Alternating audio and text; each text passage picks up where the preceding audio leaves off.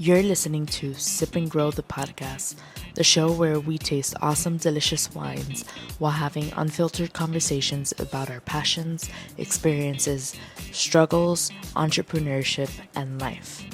My name is Nicole Di Pasquale, and I'm a wine enthusiast just trying to pursue her passions and dreams while taking you on the journey with me, one episode at a time. My ultimate goal is to not only bring you wine knowledge and value, but also inspire you to enjoy your process and journey in pursuing your passions and dreams. Because guess what? The person you become while enduring the process is more important. So sit back, grab a glass, and let's sip and grow together.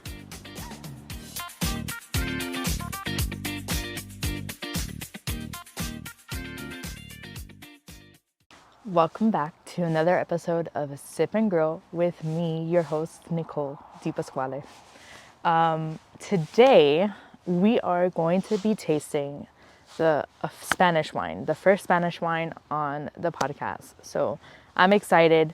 I actually started getting into Spanish wines last year, 2022, because my beautiful, amazing cousin, Isela, got married in Spain, and we did wine tastings over there, and I have a new appreciation for Spanish wines, but also I'm still learning a lot about them. So this one was actually really cool. I went to the local wine store here, Bottle Barn, and when I started researching it, it's actually, so this is a Tempranillo, but it's called Tinta de Toro. So in Spain, there's a bunch of different names for Tempranillo, which Tempranillo is the actual grape. And if I'm not mistaken, yeah, so in the back it says 100% Tinta de Toro. There's actually a bunch of synonyms for Tinta de Toro or Tempranillo, which I wrote them down because I'm not going to remember them all. But a bunch of different ways to know that the wine is a Tempranillo wine would be, it'll either be called Tinta de Toro, Tinta Roriz, Ul de Yevre, Aragones, Sensible, Tempranilla, Tinto Fino, or Tinto del País. So this grape is grown in the region of Toro, which is like central Spain. And what I thought was cool was like it dates back to like the Roman times. So today we're going to be drinking like the gladiators did. No, I'm just kidding. So what was cool was they have like this classification or like specific name for the vine that or not vine, the clone that grows this specific grape. So the clone is known as Vatan, Vatan, and it's actually one of the oldest clones in Spain. And fun fact, I learned that this wine or these grapes and this specific clone survived the phylloxera breakout. So phylloxera, if you don't remember, I believe I've mentioned it before, but we're going to talk about it again. Phylloxera is the insect that it was like there was a big phylloxera outbreak in the entire world. It originated from North America, aka from here. And the only ones immune to it were the American rootstocks. So all the other vineyards worldwide, basically all their vines died because this little insect ate it and destroyed it. So the only way to rebuild their vineyards was to graft their clones or their vines to the American rootstock.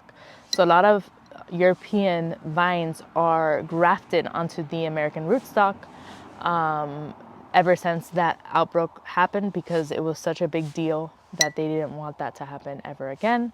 But the cool thing about this one, it's one of the few wines that are still original to their root.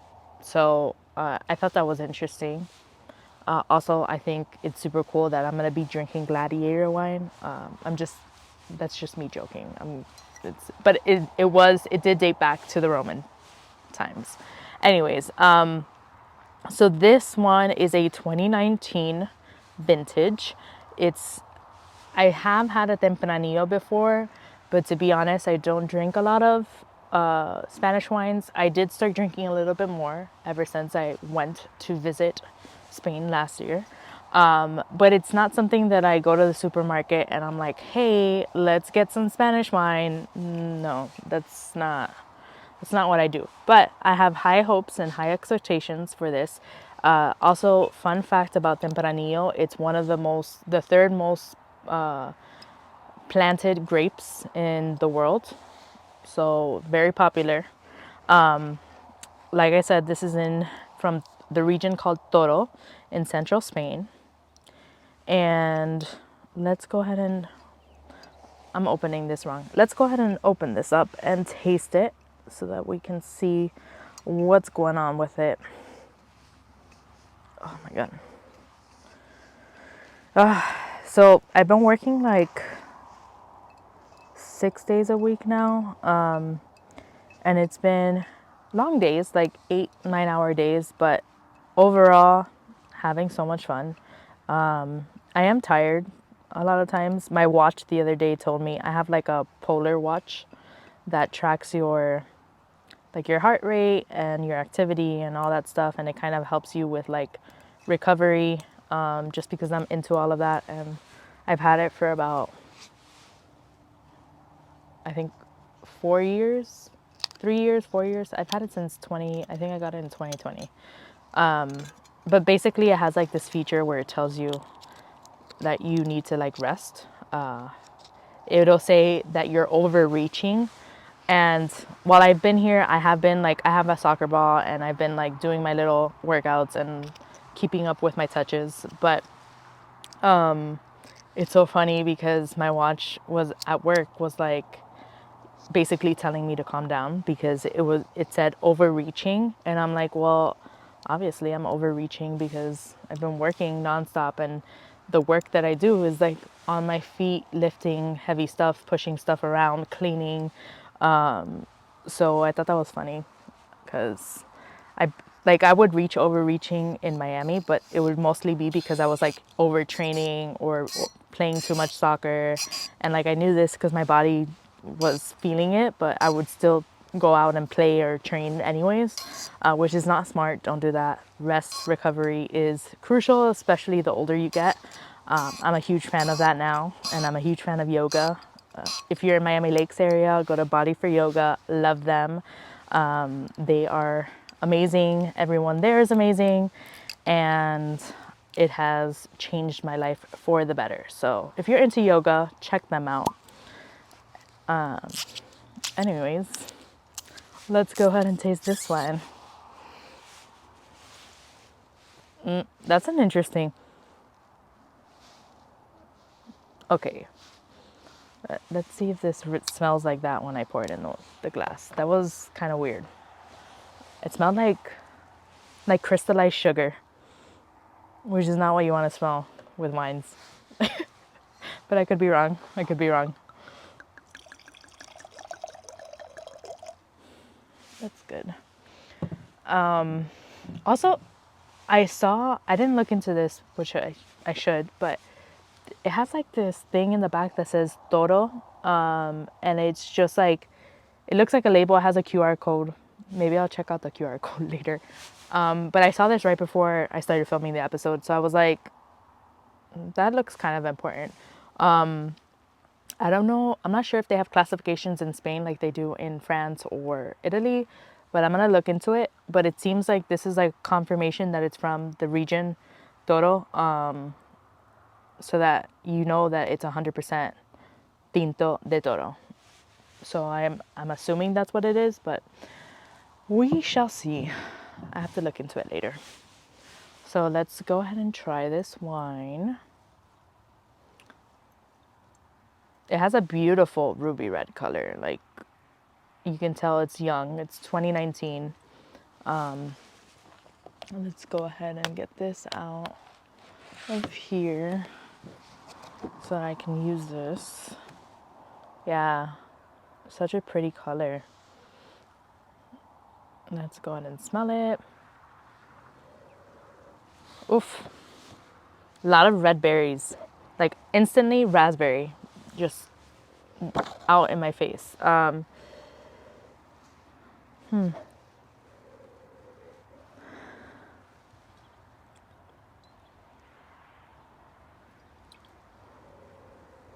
Raspberry, and then there's like a hint of, very small hint of tobacco,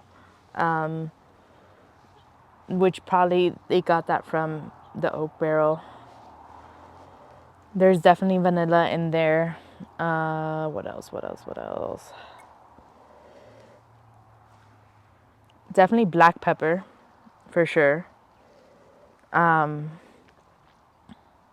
even like a little bit, like red peppercorn too is in there. It's like very spicy. That's what it is. It's very spicy.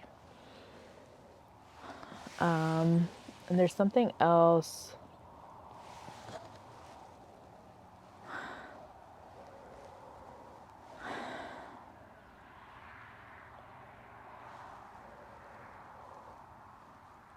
And it also has like a floral component to it, kind of almost like a hibiscus smell. Yeah, like it's very perfumey, almost like potpourri. Let's go ahead and try it. Hold on.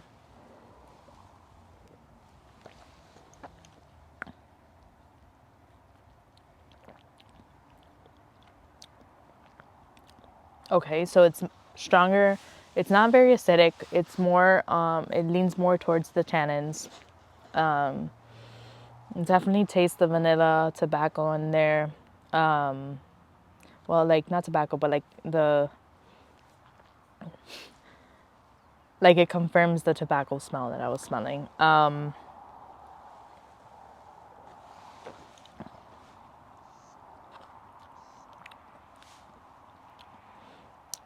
It's on the drier, like red wines are dry overall, right? But this is on the drier side, which just tells me that it's high in tannins, because it just like, I don't feel the acidity, like I don't feel any acids in there at all. I feel like it's strong on the tannins, and like it doesn't go down as smoothly as other wines do, but it just like kind of sits in your throat and then goes down. So that's like it's heavier on the tannins. So if you don't like that feeling, I wouldn't recommend this wine for you. Overall, not bad. Is it my cup of tea? I would rate this probably a 6.5 out of 10. It's not bad. I would choose other wines that I know are this at the same price point that I would enjoy a lot better than this one. But overall, I think it's a really good wine for the price that I got it. It's amazing. This is usually $20, but I got this one on sale for $14.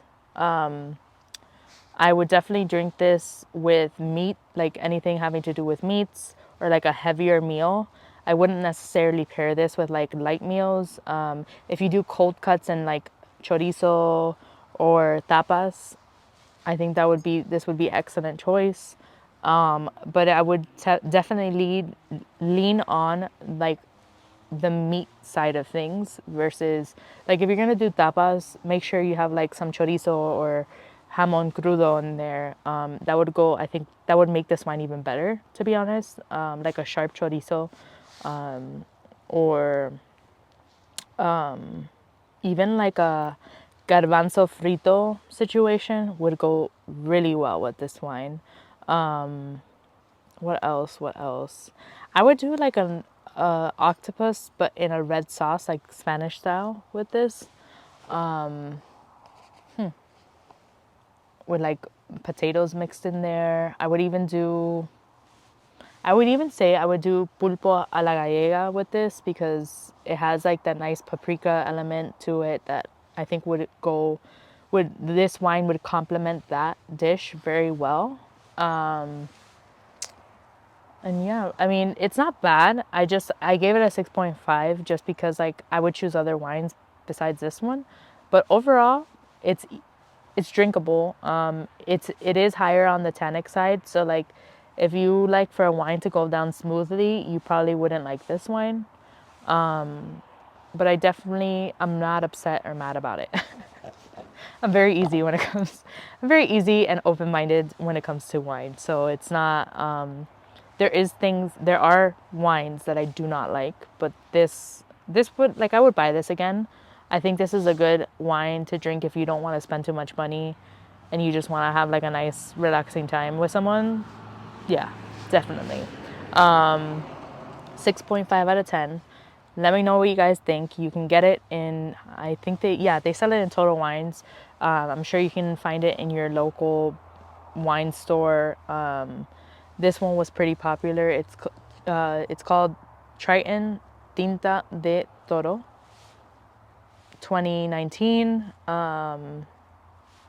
This is, I mean, it's $20 or it's 19.99 originally, and I got it for 13.99. So yeah, I hope you've enjoyed it, this episode, and I hope that you have your wine tonight, like I will have my wine tonight. And I can't wait till the next one. Cheers.